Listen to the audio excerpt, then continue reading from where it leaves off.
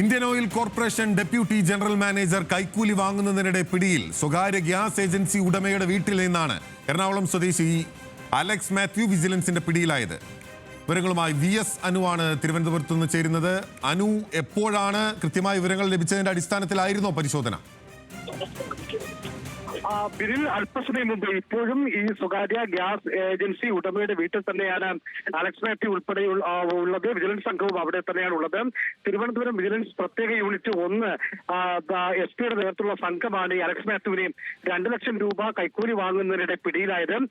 കൊല്ലം കടക്കിൽ പ്രവർത്തിക്കുന്ന ഗ്യാസ് ഏജൻസിയാണ് ഉടമയാണ് തിരുവനന്തപുരം കവടിയാറിലുള്ളത്. ഇത് ഈ സാധാരണ ഈ കസ്റ്റമേഴ്സിന്റെ എണ്ണം, അതായത് കൺസ്യൂമേഴ്സിന്റെ എണ്ണം 25,000 കഴിഞ്ഞു കഴിഞ്ഞാൽ അത് തൊട്ടടുത്തുള്ള മറ്റ് ഏജൻസികൾക്ക് കൈമാറണം. ഇത് കൈമാറുന്നത് സ്വാഭാവികമായി ഈ ഗ്യാസ് ഏജൻസികൾക്ക് നഷ്ടം വരുത്തും.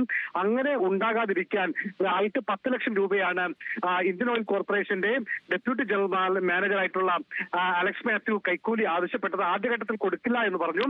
ഇതോടുകൂടി ഇയാളുടെ 6,000 കസ്റ്റമേഴ്സിനെ മറ്റൊരു ഏജൻസിക്ക് ഈ അലക്സ് മാത്യു നൽകി. ഇതോടുകൂടിയാണ് 10 ലക്ഷം രൂപ കൈക്കൂലി നൽകാമെന്ന് ഈ സ്വകാര്യ ഏജൻസി ഉടമ സമ്മതിച്ചത്. ഇക്കാര്യം വിജിലൻസ് ഡയറക്ടർ യോഗേഷ് ഗുപ്തയെ അറിയിക്കുകയും ചെയ്തു. ഇതിന്റെ അടിസ്ഥാനത്തിൽ പൈസ നൽകാമെന്ന് പറഞ്ഞ് ഇന്ന് വൈകിട്ടോടുകൂടി തിരുവനന്തപുരം കവടിയാറിലെ പണ്ഡിറ്റ് കോളനിയിലെ വീട്ടിലേക്ക് വിളിച്ചു വരുത്തുകയായിരുന്നു. അപ്പോഴേക്കും വിജിലൻസ് മേധാവി യോഗേഷ് ഗുപ്ത ഇക്കാര്യം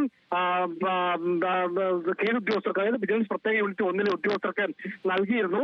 ഇതിന്റെ അടിസ്ഥാനത്തിലാണ് ഇപ്പോൾ ഇയാൾ പിടിയിലായിരിക്കുന്നത്.